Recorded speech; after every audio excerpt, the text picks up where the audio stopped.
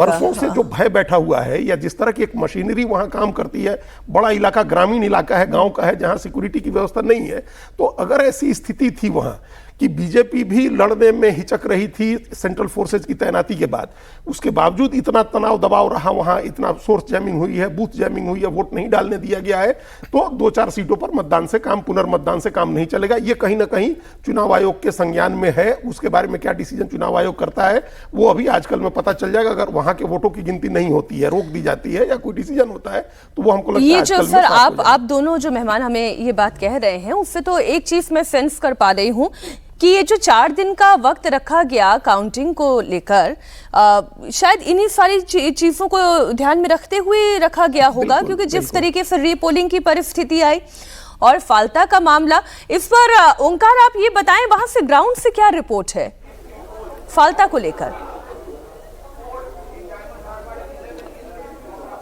देखिए, फौल्ता क्षेत्र के अगर देखा जाए, फिलहाल उस जगह पे काफ़ी सारे बूथों पे ऐसे आरोप लगे थे कि किसी जगह पे बीजेपी के सिंबल के ऊपर टेप लगाया गया था, किसी जगह पे बीजेपी के सिंबल के ऊपर स्केल के जरिए वो बंद कर दिया गया था, किसी जगह पे आतर या इत्तर या फिर सेंट जैसे खुशबूदार कुछ लगाया गया था। ऐसे आरोप लगे थे। इसके अलावा सीसीटीवी कैमरा ठीक तरीके से काम नहीं कर रहा था।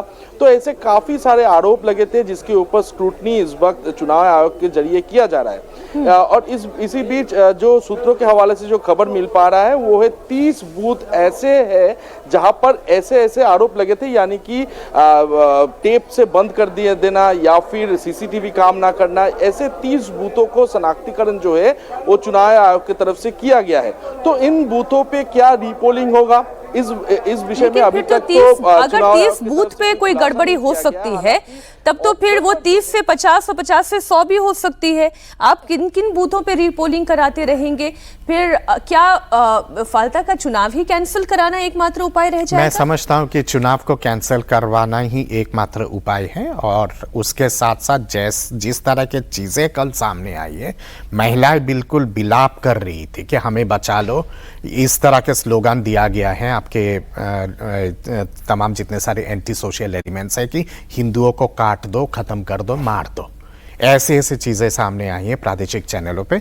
इसलिए मैंने कहा है कि चुनाव आयोग को एनआईए को सौंप देना चाहिए फाल्ता की जो चीजें हैं, और एक बहुत हाई लेवल की इंक्वायरी होनी चाहिए। क्या फाल्ता का कोई जोड़ बांग्लादेश के साथ तो नहीं है, या फिर वहाँ के जितने सारे आपके जो बांग्लादेश के जो कट्टर लोग हैं, क्या वो लोग बॉर्डर क्रॉस करके इस तरह की चीजें किए कि नहीं? एक दूरगामी एंगल है इसकी।